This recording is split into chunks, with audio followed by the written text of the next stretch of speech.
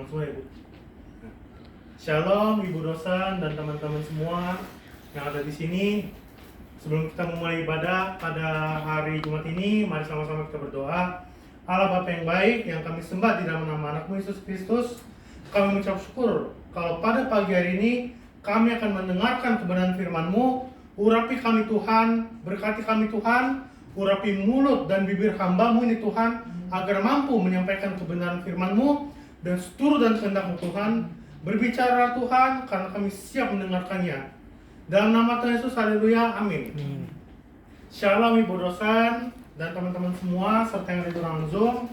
Pada kesempatan ini kita akan mendengarkan kebenaran firman Tuhan yang terambil dari Nats Alkitab Amsal pasal 4 ayat 23.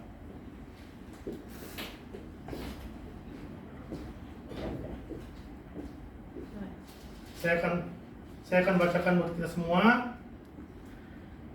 Jagalah hatimu dan segala kewaspadaan, karena dari situlah terpancar kehidupan. Saudaraku, khotbah pada hari ini saya beri judul Hati adalah sumber kedamaian dan sukacita. Saya percaya bahwa kita sudah sering mendengarkan peribahasa yang mengatakan bahwa rambut sama hitam, tapi dalam hati siapa yang tahu. Peribahasa ini sering diucapkan ketika kita sedang bersama-sama dalam satu kelompok yang lainnya saling bersahabat dan mungkin terlihat akrab satu dengan yang lain. Tapi pada kenyataannya, apa yang terlihat tidak bisa menjadi ukuran yang sesungguhnya tentang sikap kita terhadap satu dengan yang lainnya.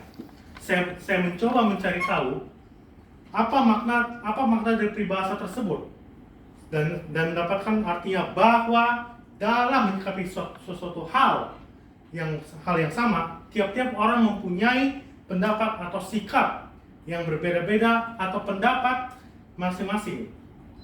Kehadiran kita dalam menyikapi suatu persoalan adalah merupakan ungkapan dari sikap hati kita. Ketika kita bisa menyambut suatu berita dengan tertawa, maka ini menggambarkan bahwa hati kita sedang dalam keadaan sukacita. Demikian juga ketika kita menunjukkan sikap bersedih. Dalam Amsal pasal 27 ayat 19, Alkitab berkata, seperti air mencerminkan wajah, demikianlah hati manusia mencerminkan manusia itu. Kalimat jagalah dengan segala kewaspadaan dalam Amsal 4 ayat 3 di dalam bahasa aslinya memiliki makna tempat yang dijaga. Kita tahu bahwa sebuah penjara di mana penjaga dengan sigap dan siaga berdiri menjaga. Demikian pula hati kita harusnya dijaga dan sedemikian rupa, karena dari hatilah seluruh kehidupan mengalir. Namun, pertanyaannya, mengapa perlu dijaga dan segala kewaspadaan? Paling tidak ada dua alasan yang paling jelas. Yang pertama, dosa membuat hati manusia selalu menginginkan apa yang bertentangan dengan kehendak Allah. Seperti yang tertulis di dalam Kejadian pasal 6 ayat 5. Ketika dilihat Tuhan bahwa kejahatan manusia besar di bumi dan bahwa segala kecenderungan hatinya selalu membuahkan kejahatan semata-mata. Di sini kita bisa mengetahui bahwa hati manusia bersifat aktif dan perlu untuk dikendalikan. Dosa yang masuk ke dalam hidup dan meracuni hati manusia membuat manusia selalu memiliki kecenderungan untuk melakukan hal-hal yang berpusat pada diri dan bertentangan dengan kehendak Allah. Segala yang manusia hasratkan mengikuti hawa nafsu dan memuaskannya. Dalam Markus pasal 7 ayat 21 sampai 23 dikatakan bahwa sebab dari hati orang timbul segala pikiran jahat, percabulan, pencurian, pembunuhan, perzinahan, keserakahan, kejahatan, kelicikan, hawa nafsu, iri hati, hujat, kesombongan, dan kebebalan. Semua hal-hal jahat ini timbul dari dalam dan menajiskan orang. Inilah fakta yang perlu kita sadari mengenai hati kita yang sudah tercemar oleh dosa. Yang kedua, hati manusia tidak bisa dipercaya. Dalam Yeremia pasal 17 ayat 9 berkata, betapa liciknya hati, lebih licik daripada segala sesuatu. hatinya sudah membatu, siapakah yang dapat mengetahuinya? Kalau kita melihat konteksnya, kita mendapati bahwa bangsa Yehuda sedikit pun menyembah Tuhan, tetapi saat bersamaan mereka juga menyembah berhala. Mereka berusaha menipu Tuhan dengan ibadah mereka, tetapi kebenarannya bahwa Allah tidak bisa ditipu. Oleh sebab itu, di ayat 10 dikatakan, Aku, Tuhan yang menyelidiki hati untuk menguji batin. Hal ini bisa kita bandingkan juga dengan apa yang tertulis di dalam Matius pasal 15 ayat 7-8. Hai orang-orang munafik, benarlah membuat kisah tentang kamu. Bangsa ini memuliakan aku dan bibirnya, padahal hatinya jauh daripada aku. Hati adalah pancaran kehidupan.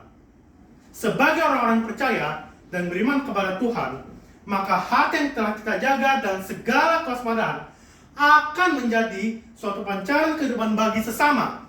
Kita dapat memancarkan isi hati kita dalam setiap sikap dan tindakan kita dalam segala keadaan yang dengan rasa syukur kepada Tuhan. Seperti perkataan Yesus dalam Lukas pasal 6 ayat 45 yang mengatakan, orang yang baik hati mengeluarkan barang yang baik dari perbendaharaan hatinya yang baik, dan orang yang jahat mengeluarkan barang yang jahat dari perbendaharannya yang jahat, karena yang diucapkan mulutnya meluap dari hatinya. Kita akan menjadi sumber damai dan sukacita bagi keluarga kita, bagi lingkungan kita, dan bagi teman-teman kita ketika mampu selalu mengeluarkan barang-barang yang baik dari pembenaran hati kita. Rasa manis hanya bisa dikeluarkan oleh gula. Demikian juga rasa asin hanya bisa dikeluarkan oleh garam. Karena rasa yang diberikan masing-masing berasal dari dalam dirinya. Pertanyaannya, bagaimana agar hati kita sampai menjadi sumber damai dan sukacita? Beberapa hal yang bisa saya sampaikan yaitu, yang pertama, bersyukur dalam segala hal. Sikap ini akan membuat kita lebih tenang dalam menerima dan menyikapi situasi yang kita hadapi. Ucapan syukur bukan hanya kita rasakan ketika kita menerima berkat-berkat Tuhan, tetapi dalam keadaan yang tidak kita harapkan, kita tetap dapat bersyukur ketika kita memahami segala sesuatu adalah atas kehendak Tuhan. Dalam Roma pasal 8 ayat 28 dikatakan, kita tahu sekarang bahwa Allah turut bekerja dalam segala sesuatu untuk mendatangkan kebaikan bagi mereka yang mengasihi Dia, yaitu bagi mereka yang terpanggil sesuai dengan rencana Allah. Yang kedua, yang terakhir, senantiasa berserah kepada Tuhan dalam doa dan pengharapan. Penyerahan diri kepada kehendak Tuhan akan membuat hati kita terbebas dari beban dan dipenuhi oleh sukacita. Di dalam 1 Tesalonika pasal 5 ayat 16-18 dikatakan, bersukacitalah senantiasa, tetaplah berdoa, mengucap syukur dalam segala hal, sebab itulah yang dikehendaki Allah di dalam Kristus Yesus bagi kamu. Hati yang selalu dijaga dekat dengan Tuhan akan senantiasa mengenal apa yang menjadi kehendak Tuhan, dan pengenalan akan kehendak Tuhan akan membawa pada hati yang selalu sukacita.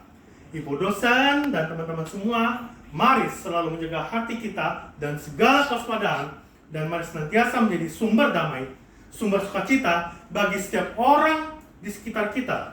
Tuhan Yesus memberkati kita. Mari sama-sama kita berdoa. Terima kasih Tuhan Yesus untuk kebaikan kepada kami pada hari ini. Kami telah mendengarkan kebenaran dari firman-Mu mengenai hati adalah sumber kedamaian dan sukacita.